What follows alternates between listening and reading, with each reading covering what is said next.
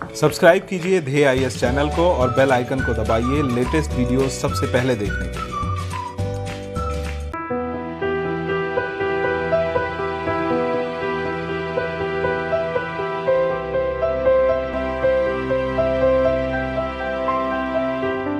नमस्कार, मैं सुनील वर्मा ध्येय आईएएस टीम की ओर से आपका स्वागत करता हूं ध्येय टीवी पर। हम बात करेंगे डेली करंट अफेयर्स के अपने प्रोग्राम पर, जैसा कि हम प्रतिदिन करते आए हैं। इस वीडियो में मैं 2 टॉपिक आपसे डिस्कस करूंगा।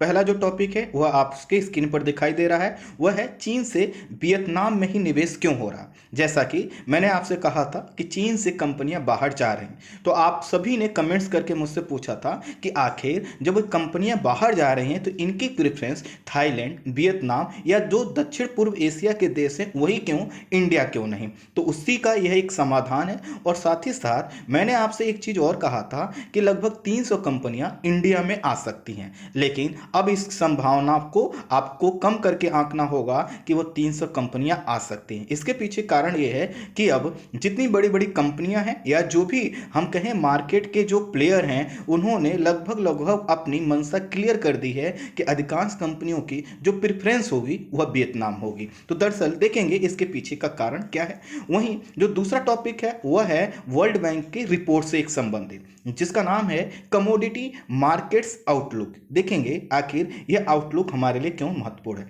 आइए दोनों टॉपिक को हम एक एक करके डिस्कस करते हैं। सबसे पहले इस पूरे टॉपिक को समझने के लिए आपको मैं एक जिम्मेदारी देता हूं। आपको अब यह समझना है आप एक स्टूडेंट नहीं हैं, आप एक इन्वेस्टर हैं। अर्थात आपके पास कुछ पैसा है और आपको पैसा कहीं लगाना है। अपने ऊपर रख के इस टॉपिक को जैसे हम समझेंगे, कॉन्सेप्ट आपके सामने क्लियर हो जाएंगे।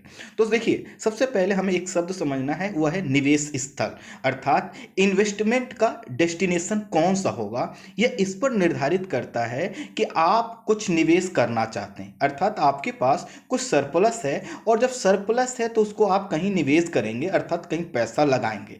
तो जो निवेश लगाएंगे आपको यह ध्यान रखना होगा कि वह पैसा डूबे नहीं और साथ ही साथ वह पैसा अधिक से अधिक प्रॉफिट दे सके। जैसे आप कहते हैं कि मैं गोल्ड खरीद लूंगा, आप रियल एस्टेट में लगा सकते हैं, आप कोई कंपनी खोल सकते हैं। यह तीनों चीजें जो भी आप करना चाहेंगे, आपने क्या किया होगा, कैलकुलेशन किया होगा, और जहां पर आपको ज्यादा प्रॉफिट दिखाई देगा आप वहां पे क्या लगाएंगे, पैसा लगाएंगे।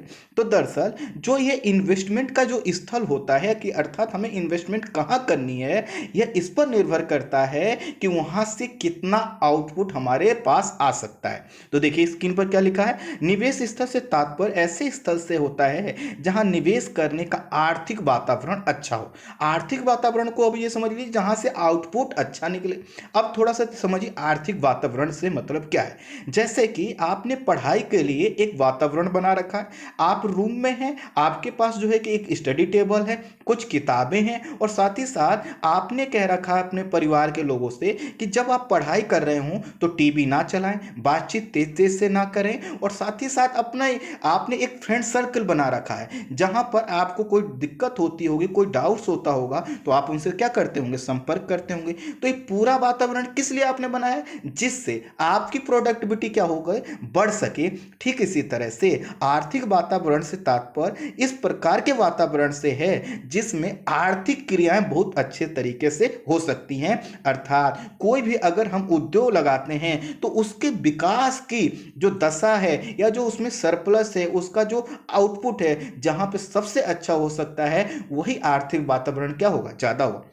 जैसे मैं आपको कहूं कि कानून व्यवस्था, अनुकूल कर ढांचा, कारोबार करने के लिए कितने समय में आपको कोई नया स्टार्टअप खड़ा करना है तो कितने समय में आपको मंजूरी मिलती है, वहां पर ऊर्जा अर्थात इलेक्ट्रिसिटी से जो है कि समय पर आती है या नहीं आती है, वहां का संचार या परिवहन का जो संरचना वह कैसी है, और साथ ही साथ वहां पर जो वहां पे काम करने वाले एम्प्लॉय हैं वो अच्छे हैं या नहीं, स्किल्ड है, लेबर है या नहीं है, वहां का जो सामान सामाजिक आधारभूत संरचना है, अर्थात वहाँ पर जो पढ़े लिखे लोग हैं ऐसे तो नहीं है कि वो हमेशा बीमार रहते हैं। और इसी के साथ साथ वहाँ की सप्लाई चेन कैसी है, सप्लाई चेन से तात्पर्य है कि आपको कुछ उत्पादन करते हैं तो आपको कोई रॉ मटेरियल चाहिए, और रॉ मटेरियल जब प्रोडक्ट में कन्वर्ट हो जाता है तो उसको आपको मार्केट तक पहुंचाना है, अपने कस्टमर तक पहुंचाना है। तो इसमें जो सप्लाई चेन चाहिए वो अच्छा है या नहीं, और आपका निवेश वहां पर सुरक्षित रहेगा या नहीं, इन सभी चीजों को मिलाकर हम क्या बनता है,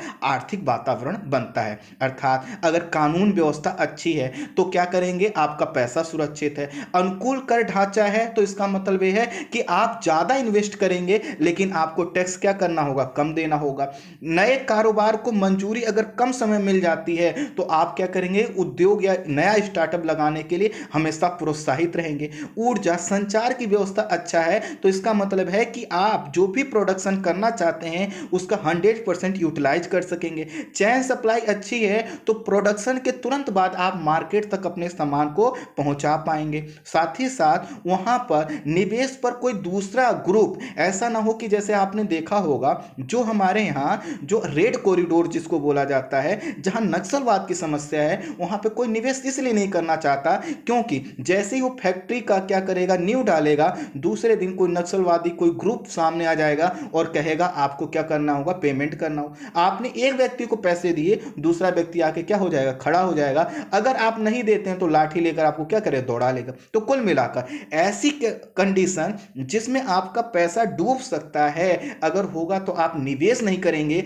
इसका मतलब हुआ कि आपके निवेश के लिए वहां का आर्थिक वातावरण यह ठीक नहीं है। तो जब हम शब्द यूज करते हैं आर्थिक वातावरण, इसका मतलब है उस वातावरण से जो किसी उद्योग को प्रभावित करती है। तो जितनी चीजें मैंने बताई सभी चीजें क्या है, आर्थिक वातावरण में शामिल होती हैं।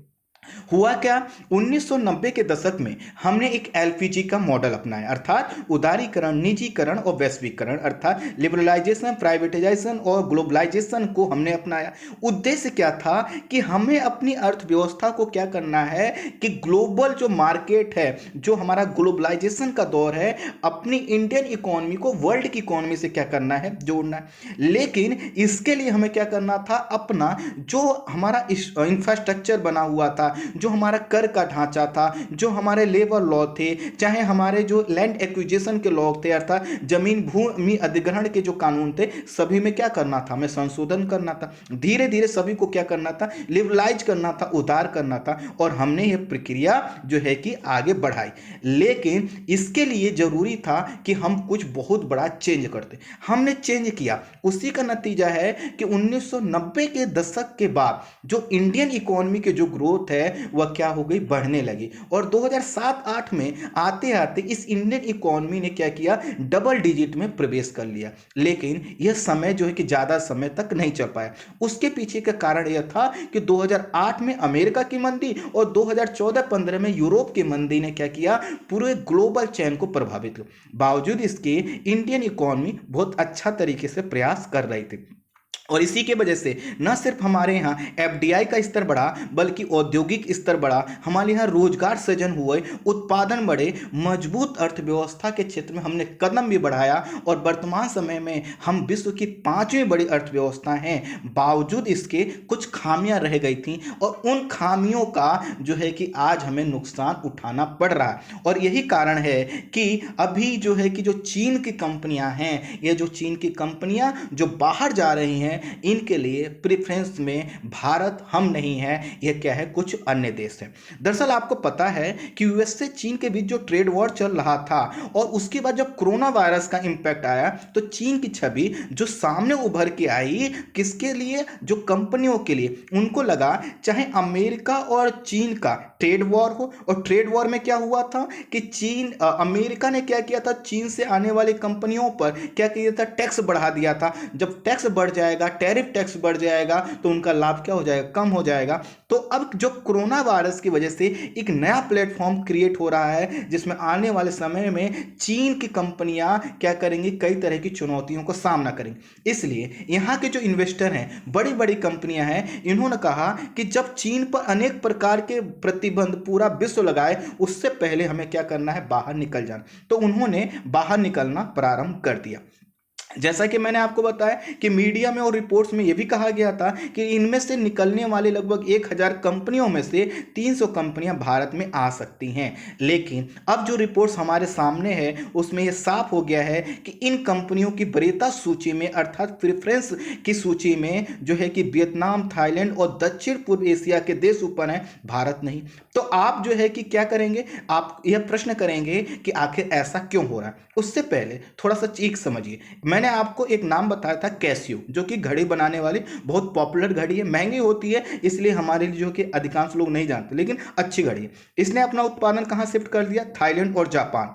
हेयर एक अच्छी टेक्नोलॉजी के क्षेत्र में काम करने वाली, इलेक्ट्रिसिटी के क्षेत्र में काम करने वाली कंपनी है। एडिडास, प्यूमा, फिला जैसी कंपनियों ने वियतनाम और थाईलैंड में जो है कि अपनी संभावना तलाशनी चालू कर दी है और आने वाले समय में वह तुरंत हमको सूचना मिल सकती है कुछ ही दिनों में कि उन्होंने उत्पादन अपना शिफ्ट भी कर लिया। इसी तरह सैमसंग, एप्पल, माइक्रोसॉफ्ट और गूगल ने अपना उत्पादन वियतनाम में शिफ्ट भी कर दिया है, अर्थात इन्होंने सिर्फ कहा नहीं, इन्होंने शिफ्ट भी कर दिया है। अब देखिए, अब आपको यह प्रश्न आ गया होगा कि ये जितनी बड़ी कंपनियां हैं जिनकी उम्मीद थी इंडिया में आ सकती हैं, अब इंडिया में नहीं आ रहे हैं, वियतनाम में जा रहे हैं, इसके पीछे कारण क्या है। तो सबसे पहले थोड़ा सा वियतनाम के विषय में बेसिक चीज समझिए। यह क्या है, दक्षिण पूर्व एशिया का एक देश है और देखेंगे तो चीन के आपको समीप दिखाई देगा। इसकी जो राजधानी है वह हनोई है और यहाँ का सबसे बड़ा जो नगर है वो हो ची मिन सिटी है। यहाँ की जो आबादी है वो टोटल वर्ल्ड की आबादी का लगभग 13% है और यहाँ का जो जनसंख्या में जो अगर हम धार्मिक अनुपात देखें तो लगभग यहाँ 85% जनसंख्या बौद्ध धर्म को मानने वाली। आप कह सकते हैं कि इसका इकोनॉमी से क्या संबंध है, ये इस वजह से जिससे अगर कोई बेसिक सा प्रश्न स्टेटमेंट आपके लिए डाल दिया जाए इकोनॉमी के साथ तो आप गड़बड़ाए नहीं। अब देखिए, नॉमिनल जीडीपी के हिसाब से अगर हम देखें तो वियतनाम जो है कि पिछड़ा हुआ है, अर्थात अगर जैसे कि आपको बताया नॉमिनल जीडीपी के हिसाब से हम देखें तो इंडियन इकोनॉमी जो है कि 5वां स्थान रखती है। जो हम जीडीपी देखते हैं ना वो नॉमिनल जीडीपी ही है। अगर हम ट्रिपल P अर्थात परचेजिंग पावर पैरिटी के आधार पर देखें तो आपको पता है कि यह क्या है, हमारी इंडियन इकोनॉमी क्या होता है, आपके चीन और यूएसए के बाद जो है कि तीसरी इकोनॉमी बन जाती है। लेकिन जो सामान्य हम इकोनॉमी देखते हैं वह क्या है, नॉमिनल जीडीपी है।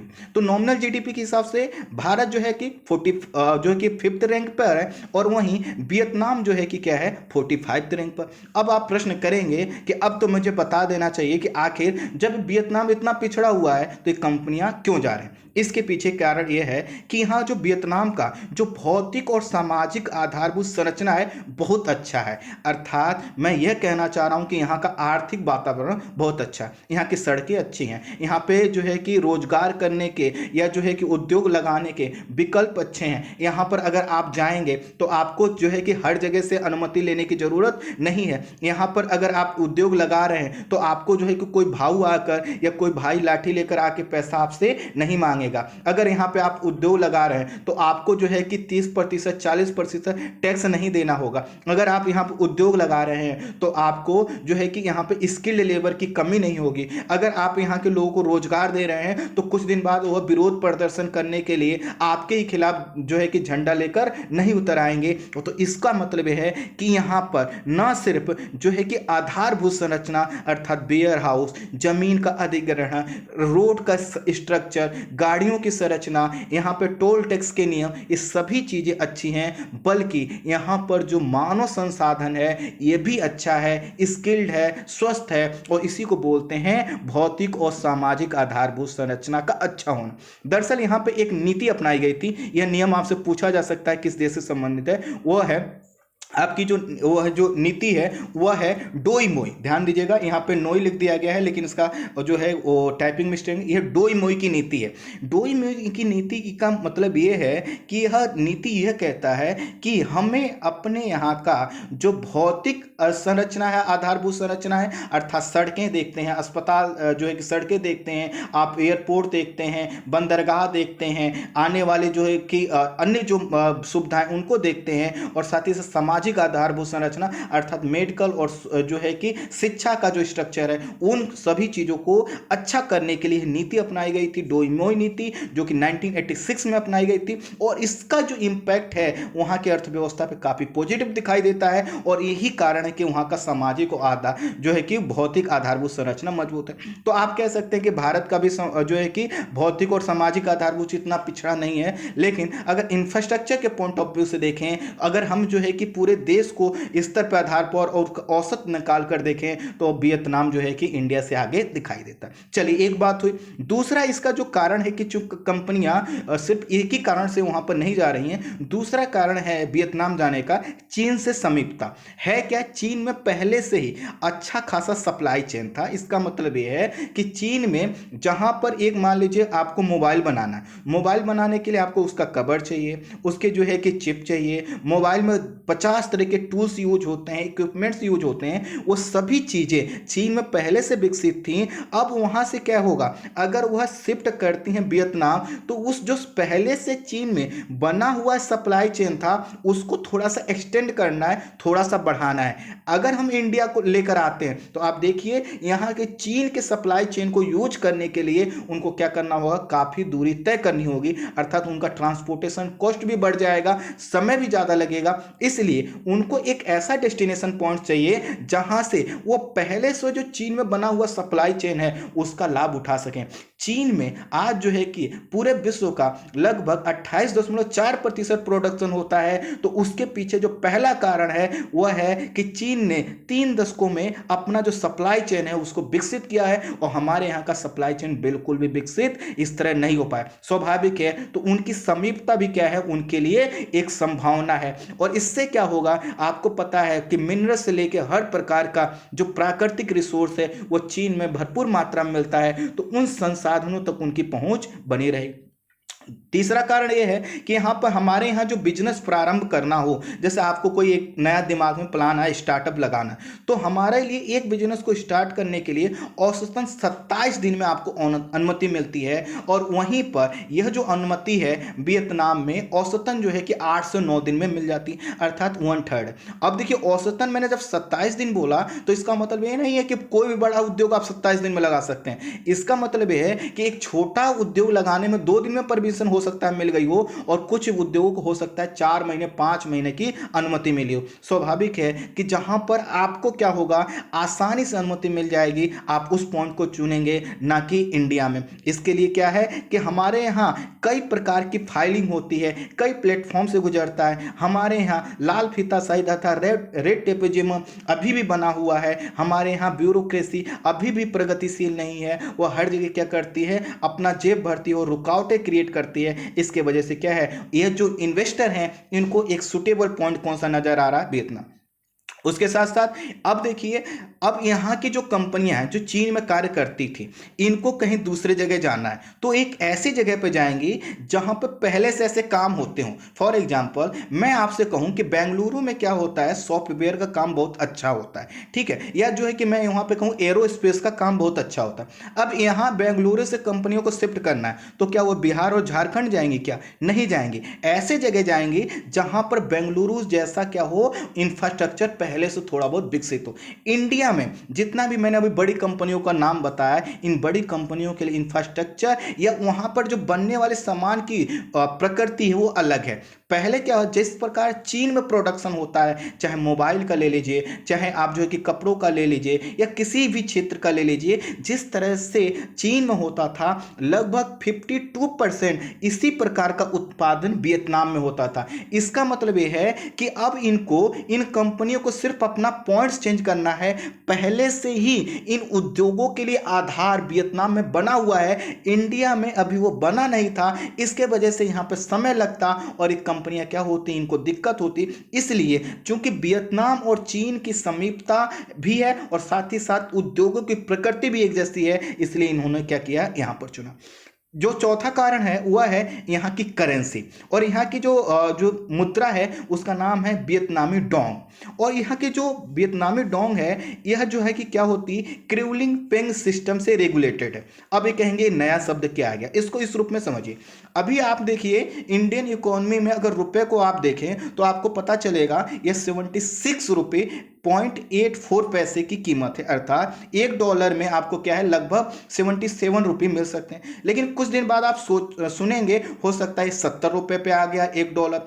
कुछ दिन बाद हो सकता है ये भी सुने कि $1 की कीमत 80 रुपये हो गए। हालांकि ऐसा ना हो तो ही ठीक है, अर्थात रुपया इतना कमजोर ना हो, ये हम मान के चल सकते हैं। लेकिन कभी भी कुछ भी हो सकता है, अर्थात $1 के बराबर 50 रुपये भी हो सकता है इंडिया में, और अभी 77 रुपये पे तो है ही है। अब देखिए इसमें इस चीज को समझिए, यह क्यों है, क्योंकि इंडियन का जो पैसा है वह क्या है डॉलर के सापेक्ष बिल्कुल फ्लेक्सिबल है। अर्थात डॉलर की जैसे ही क्या होगी डिमांड ज़्यादा होगी, डॉलर की क्या होगी कीमत बढ़ जाएगी, वहीं इसके सापेक्ष क्या होगा जब डॉलर की डिमांड कम होगी तो रुपया क्या हो जाएगा मजबूत हो जाएगा। अर्थात हमने मार्केट में इसको फ्लेक्सिबल कर दिया। लेकिन क्रिवलिंग पेंग सिस्टम यह कहता है कि आप अपने मुद्रा को एक जो है कि क्या करते हैं एक रेंज में आप फिक्स कर सकते हैं। तो इन्होंने क्या कर रखा है अपना, यह कह रखा है कि हमारा जो यहाँ की मुद्रा है डोंग, इनको कह रखा है कि हमारी मुद्रा में ज़्यादा फ्लैक्चुएशन नहीं होगा, 8 से 10% फ्लैक्चुएशन होगा, इससे ज़्यादा नहीं होगा। प्रश्न आएगा कि आखिर मुद्रा से इसका क्या संबंध। अब इसको एक चीज़ समझिए, मैं पहले जो हमेशा क्या करता हूँ एक ही सामान बेचता हूँ, वो है पार्ले जी बिस्किट। मैं मान लीजिए मैं टॉमी हूँ, बाहर का व्यक्ति हूँ, मैंने पार्ले जी का आपको बिस्कुट लाकर क्या किया, बिस्किट का प्रोडक्शन आपके जो है कि देश में स्टार्ट किया। अब मुझे जो यहां से लाभ हुआ, तो मुझे मान लीजिए एक दिन क्या हुआ 100 रुपए का लाभ हुआ, और 100 रुपए को मैं अब क्या करूंगा अपने घर वालों को भेजूंगा जो लोग मेरे ऊपर निर्भर हैं। तो मैं एक दिन गया तो मुझे पता चला कि आज $1 की कीमत क्या है जो है कि 50 रुपए। तो मैंने चूंकि 100 रुपए के यहाँ से कमाई की थी, तो मैं RBI के पास जाऊंगा, कहूंगा उनसे 100 रुपए आप ही लीजिए, तो कहेंगे ठीक है, वो मुझे $2 दे देंगे। चूंकि मुझे जहां पैसा भेजना है अपने देश अगर अमेरिका भेजना है, तो मान लीजिए मैं अपने पैसे को किसके रूप में भेजूंगा, डॉलर के रूप में, रुपए के रूप में वहां तो गांधी जी चलेंगे नहीं। तो मैं क्या करूंगा जब डॉलर के रूप में भेजना है, तो अभी मैंने 100 रुपए कमाए और मुझे क्या हुआ $2 मिल गया। मैंने कहा चलिए ठीक है। अगले महीने मुझे पता चला कि $1 बराबर जो है कि 80 रुपए हो गया है। अब देखिए अभी भी मेरी अर्निंग और जो है कि मेरा प्रॉफिट 100 ही रुपए है। अब मैं लेके जाऊंगा तो मुझे $2 नहीं मिलेंगे, अर्थात जो डॉलर मुझे भेजना था वह डॉलर क्या करूंगा मैं नहीं भेज पाऊंगा। तो इस तरह से तो क्या हुआ, चूंकि मुझे डॉलर में ही पैसे भेजने हैं तो मैं क्या करूंगा, मुझे घाटा होने लगेगा। इंडिया में यही है, इंडिया की करेंसी में क्या है फ्लैक्चुएशन होता रहता है, और इसके वजह से यहां पर निवेश का जो प्रॉफिट है वह कब कितना हो जाए हमें यह फिक्स नहीं रहता। और जबकि वहां पे क्या कह रखा है कि वहां पे भैया आप जो निवेश करोगे, जो प्रॉफिट आपको अभी मिल रहा है आने वाले समय में भी आपको इतना ही प्रॉफिट मिलेगा, फ्लैक्चुएशन नहीं होगा। तो एक बहुत बड़ा प्रमुख कारण है जिसको हम नजरअंदाज कर देते हैं। उसके साथ साथ भारत में जो उद्योग अब लगाए जाएंगे, क्योंकि शहरों में पहले से ही क्या है यहाँ का जो वातावरण है या जो इन्वायरमेंट के नियम है काफ़ी सख्त कर दिए गए हैं, क्योंकि हमारे यहाँ पॉल्यूशन का लेवल, चाहे सॉइल पॉल्यूशन का हो, वाटर का हो, एयर का हो, इनको लेकर कई प्रकार के हमने रेगुलेशन बना रखे हैं। तो महानगरों में अब बड़े उद्योग नहीं लग सकते। हम क्या करते हैं उनको जो है कि महानगरों से बाहर लगाते हैं।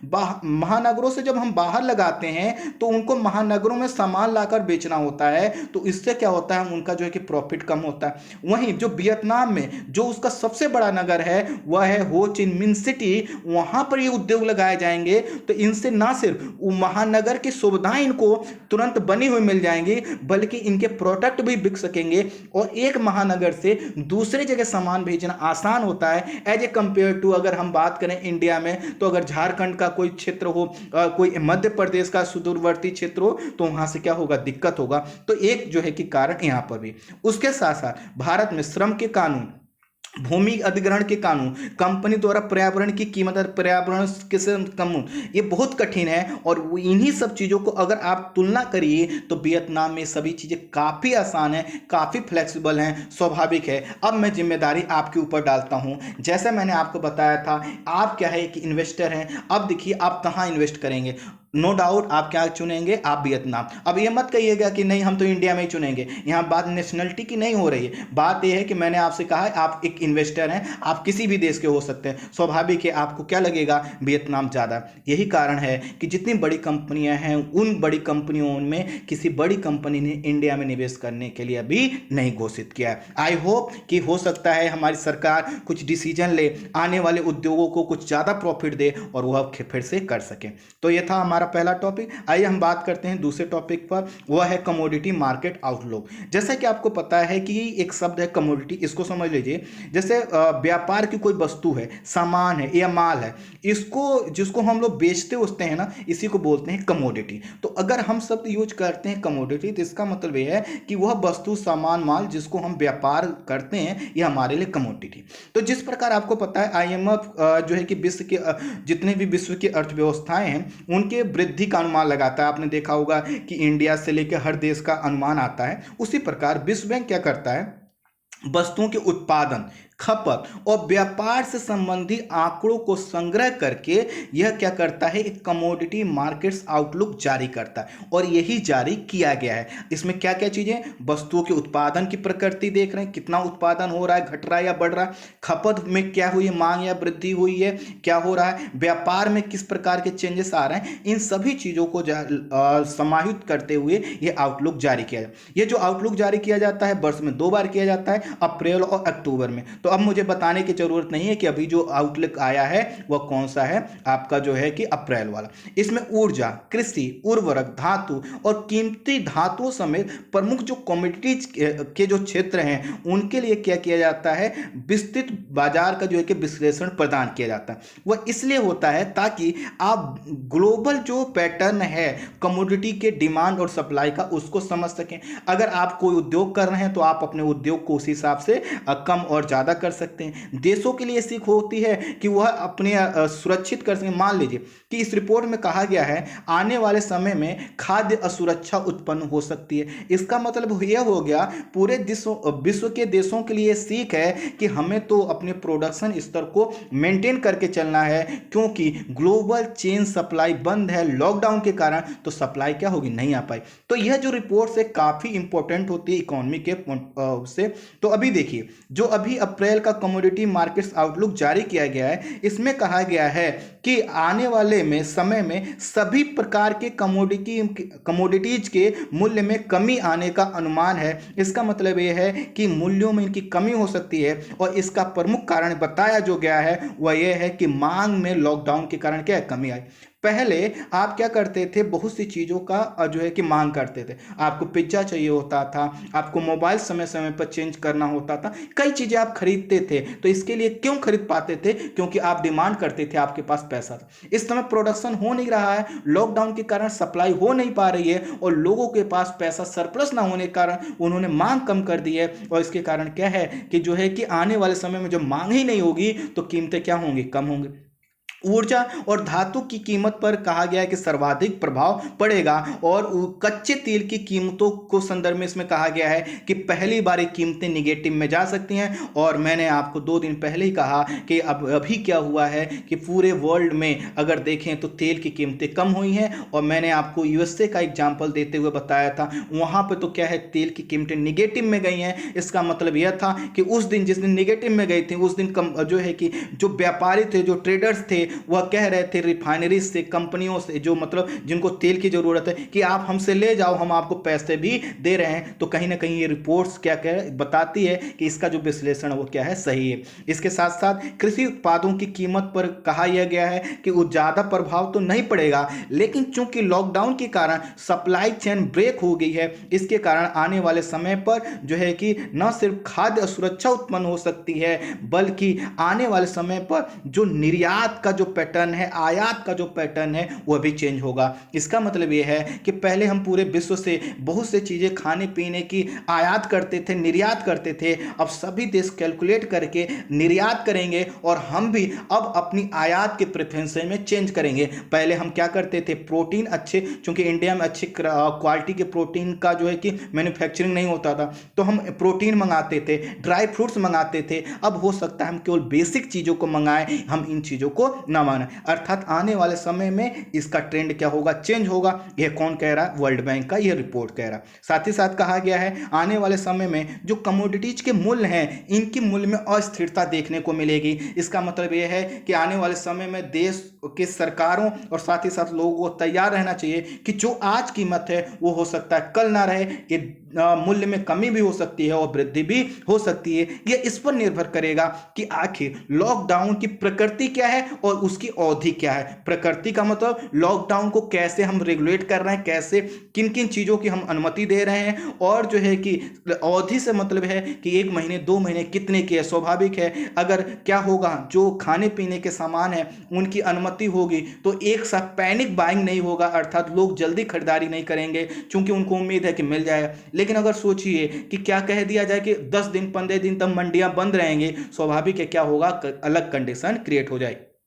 इसमें यह भी कहा गया है जो औद्योगिक उत्पाद हैं उनकी जो है कि मांग जो है कि कम होगी। औद्योगिक उत्पाद से मतलब यह है कि जो भी आपके पास सामान चारों तरफ दिखाई दे रहा है जिनका मैन्युफैक्चरिंग हुआ, इनके उत्पादन में कमी आएगी। कमी इस वजह से आएगी क्योंकि लोगों के पास पैसे की कमी है। धातु के संदर्भ में कहा गया है कि इसकी मांग में जो है कि 13% कमी आने का अनुमान कहा गया है, व्यक्त किया गया है। खाद्य प्रसंस्करण उद्योग की चूंकि चैन की सप्लाई इसमें बहुत इंपॉर्टेंट होती है। खाद्य प्रसंस्करण अर्थात फूड प्रोसेसिंग इंडस्ट्री से तात्पर्य उस इंडस्ट्री से होता है जो कृषि पर निर्भर है। जैसे आप टमाटो के केचप खाते हैं, चिप्स वगैरह खाते हैं, ये क्या है, फूड प्रोसेसिंग से। ब्रेड वगैरह खाते हैं, इनके लिए क्या है, आपको एक रॉ मटेरियल चाहिए होता है और उसको आप क्या करते हैं, प्रोसेस करते हैं। तो इसके खाद्य जो प्रसंस्करण उद्योग की क्योंकि इसका जो चैन सप्लाई हो बाधित है, इसके व्यापार पर व्यापक प्रभाव पड़ सकता है। खनन विनिर्माण सेक्टर पर भी इसका नकारात्मक प्रभाव दिखाई देने को मिलेगा। अर्थात आने वाले समय में